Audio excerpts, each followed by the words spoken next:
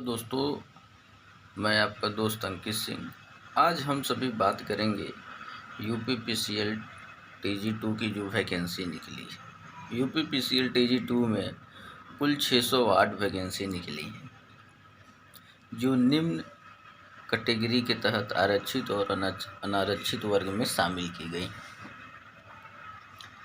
अब कई लड़कों का ये भी कमेंट है कि इसकी तैयारी कैसे की जाए।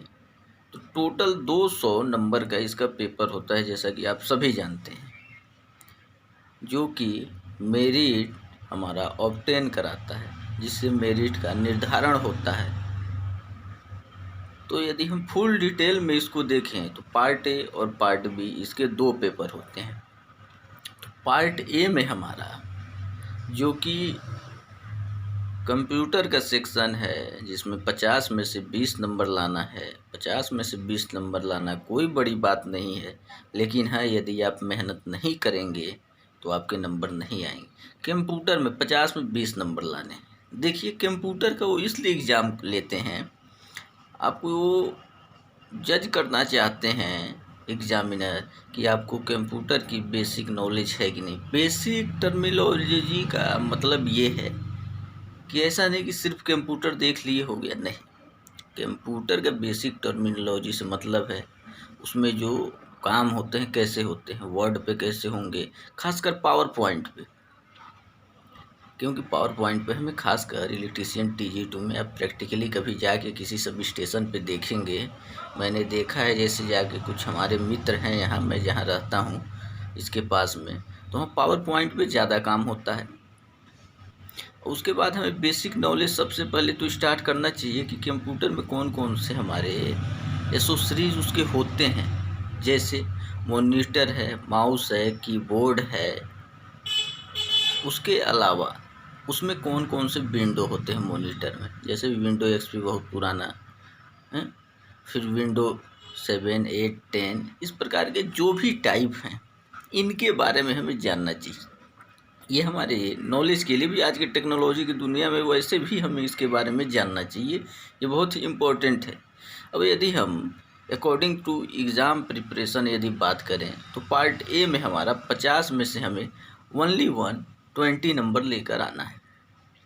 20 नंबर लेकर आने के लिए हमें यदि बेसिक जानकारी रहे तो कम से कम 10 नंबर हमें बेसिक से मिल जाएगा। ये तो आप कन्फर्म में नोट करके लिख लो कि 10 नंबर आपको बेसिक से मिल जाएगा। आप सारे डिवाइस के बारे में जानो। डिवाइस के बाद उनके फंक्शन के बारे में जानो। फंक्शन का मतलब कि वो कार्य कैसे करते हैं, उनके कार्य हैं क्या। जैसे हम एक्सेल पे क्या कार्य करते हैं, पावर पॉइंट पे क्या काम करते हैं, ऑरकेल पे कैसे काम करते हैं, फोटोशॉप पे कैसे काम करते हैं। अकॉर्डिंग ये जब तमाम एसोसरीज हैं उसके, उस पर काम होता क्या है। उसके बाद हम इंटरनेट के बारे में,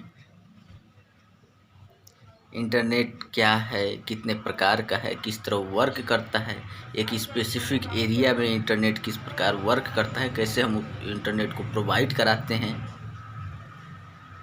इसी के साथ ही हमारा ये कंप्यूटर का जनरेशन आया कहाँ से, इसका फर्स्ट जनरेशन क्या है, सेकंड जनरेशन क्या है, थर्ड जनरेशन क्या है।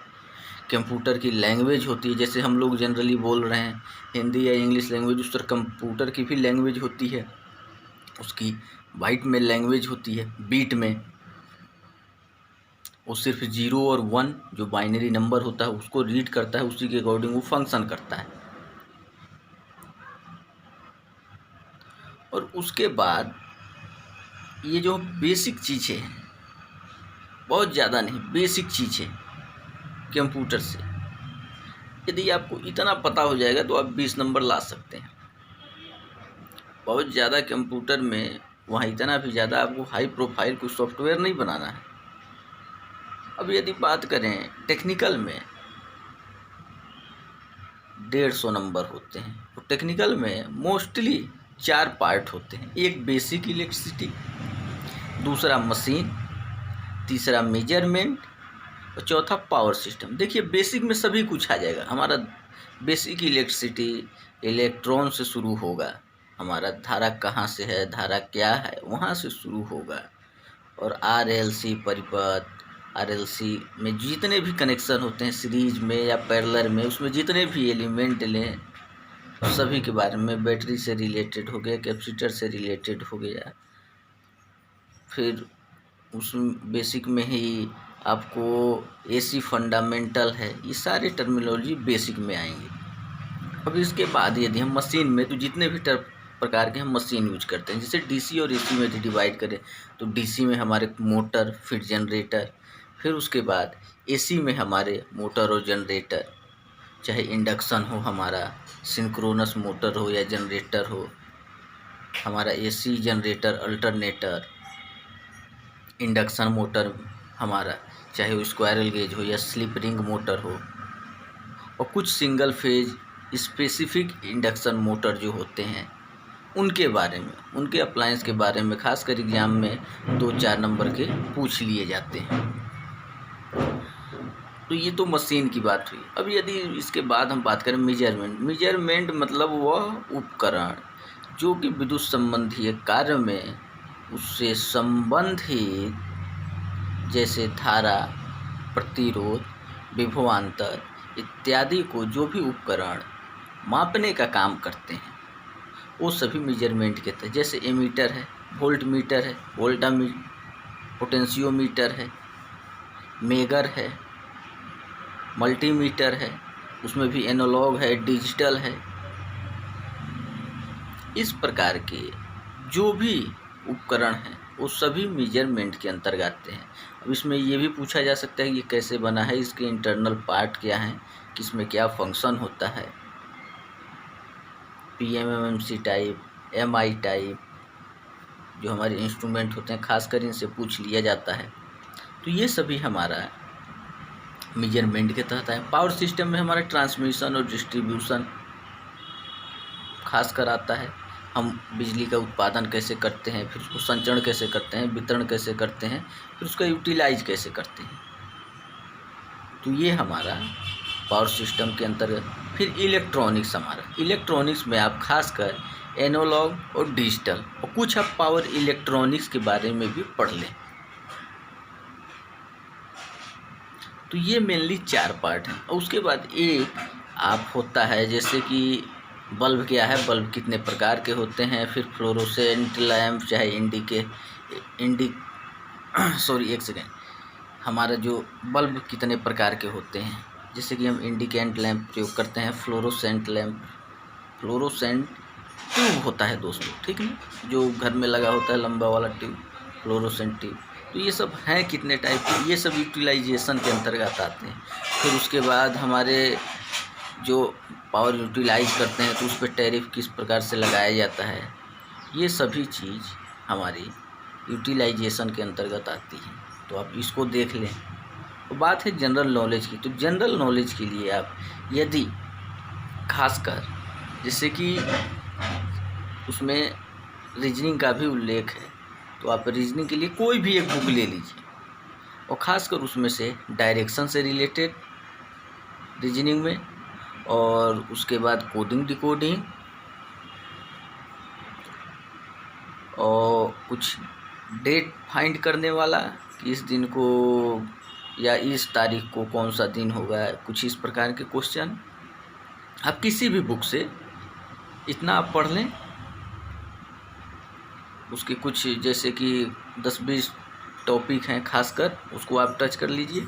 उसके बाद यदि समान अध्ययन की बात है तो अभी खासकर में जो भी घटनाएं हुई हैं आप उनको खासकर नोटिस कीजिए, जो अभी घटनाएं घटित हुई हैं विशेषकर। जैसे कि अभी उत्तराखंड में एक दूसरा राजधानी बना है, उसका जम्मू कश्मीर से आर्टिकल हटा है, उसमें क्या कुछ वहाँ इफेक्ट इसका पड़ा इसके संबंध में।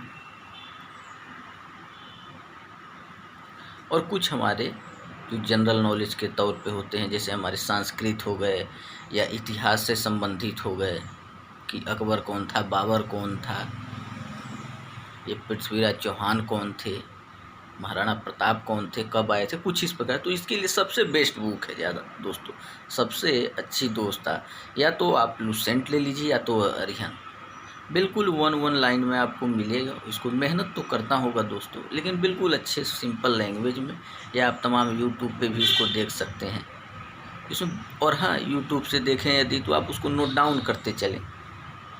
आपको हमारे भारत में नदियाँ कहाँ हैं, कितनी हैं, कितनी लंबाई है, ये सभी चीज़ों को। और हिंदी और इंग्लिश के लिए आप अपने 10th स्टैंडर्ड के बुक को उठा के उसके बेसिक चीज़ों को आप पढ़ें, बस उससे ज़्यादा और कुछ नहीं करना है। लेकिन हम टेक्निकल पे खासकर फोकस रखें, क्योंकि टेक्निकल दोस्तों 150 नंबर का है। ऐसा नहीं कि टेक्निकल कोई मायने नहीं है, टेक्निकल 150 नंबर का है। और यही 150 नंबर में से यदि आप 100 नंबर यदि आप ला दें, 100 या 100 से ज़्यादा नंबर ला दें तो और अच्छी बात है।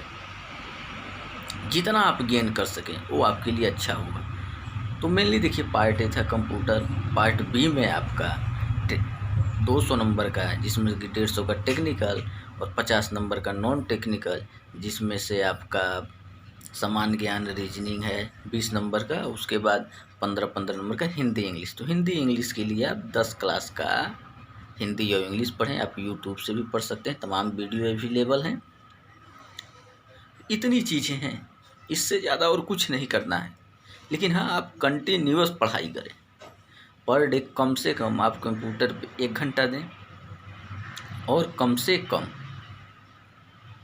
4 घंटा आप टेक्निकल पे दें। और 4 घंटा टेक्निकल पे आप हर एक जो हमने 4 पार्ट बताए उस पर 1 घंटा का आप टाइम इन्वेस्ट करें।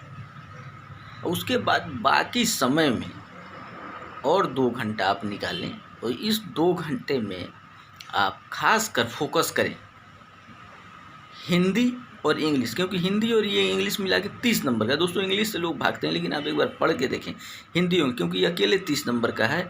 हिंदी, इंग्लिश और रीजनिंग, देखिए जनरल नॉलेज में तो कहीं से भी आ सकता है, लेकिन हिंदी, इंग्लिश और रीजनिंग आप खास कर पढ़ के जाएँ, क्योंकि रीजनिंग से आप 7-8 नंबर खूब आराम से उठा सकते हैं। तो यही सब बात था दोस्तों। आप कुछ इस स्ट्रेटजी के साथ यदि पढ़ें और कंटिन्यूअस पढ़ें तो अभी टाइम है, तो हम काफ़ी हद तक कोशिश कर सकते हैं। और यदि कोशिश अच्छा रहा तो परिणाम भी अच्छा आएगा दोस्तों। चलिए, जय हिंद दोस्तों।